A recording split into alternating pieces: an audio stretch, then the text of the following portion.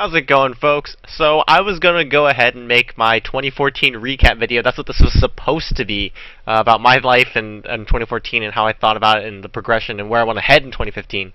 Um, and I wanted to hold off on any kind of news and things like that, big announcements and sort of thoughts on big things that are happening until that happened, until I go ahead and until I finished with the 2014 stuff. I didn't want to get into 2015, but I took a little long with that, and now big news has happened in esports, and so I needed to go ahead and address it. I felt like this needed to have a vlog dedicated to it, just because of the meaning that I have personally towards it and how huge it is. And of course, we're talking about the merger between Team Liquid and Team Curse. Those two organizations going ahead and fusing together. I think it's huge, and I know everyone else is talking about it.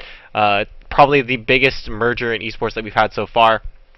And I know there was a lot of rumors that were talking about Curse going ahead and selling the League of Legends team to Team Liquid because of the whole rebranding thing. But that isn't the case. We're having a full-on merger, so both organizations are merged together. So Victor Goosen, so Liquid Nazgul, is now the co-owner, and then Steve from Curse, Liquid 1112 or 112 is now the other co-owner of Team Liquid. So they're running the organization together. Two unbelievably professional individuals that I really believe in. I love the business sense of.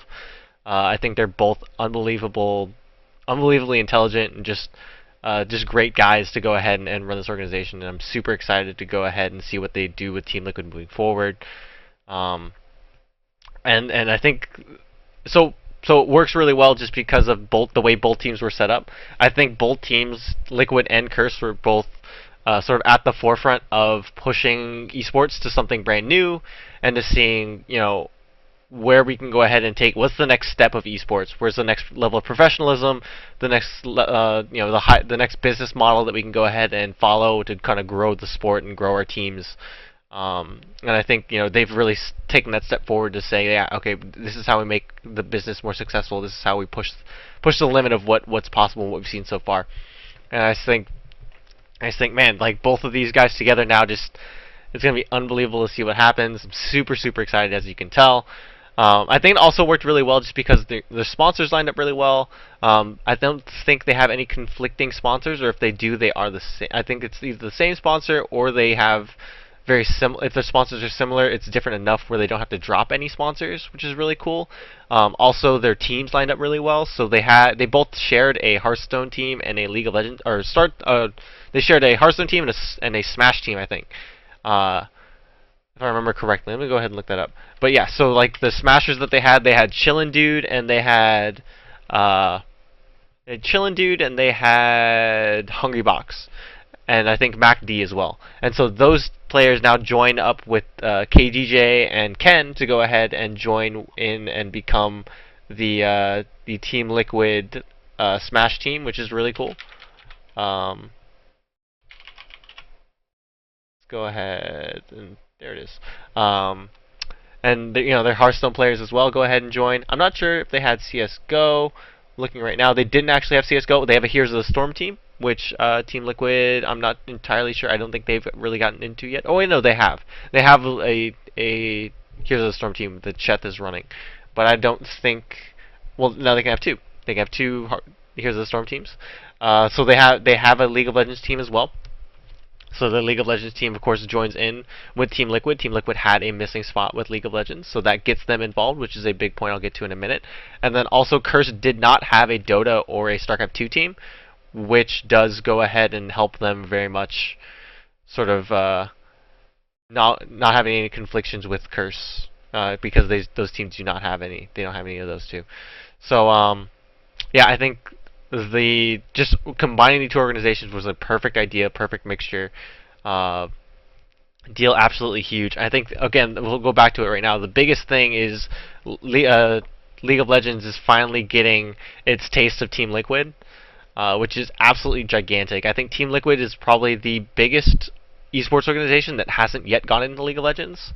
And the funny thing is Team Liquid has they have had a very strong stance against League of Legends, or just like they've chosen Dota 2. Like this, they're not going to touch League of Legends. League of Legends is a little thing on the subreddit or on the sub forum that's not even promoted or anything like that. But the crazy thing is, there's a lot of volunteers that are on that Team Liquid subreddit, or that League of Legends sub forum, that are putting out great content. There's some great articles on there. My friend H-Rock, that was a writer for Team Liquid, did some great stuff there.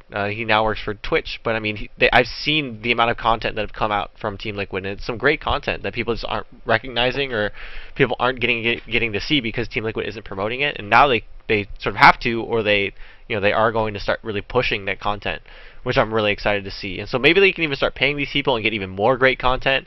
And then you're adding that with the Curse staff that's had some great content, and they know they just got Damien, who's a good friend of mine as well.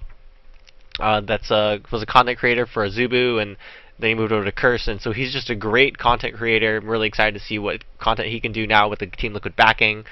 You've already seen one video, the morning of the LCS, or a morning in the an LCS morning video, where that's changing the jerseys from the Curse to Team Liquid ones, which is really cool.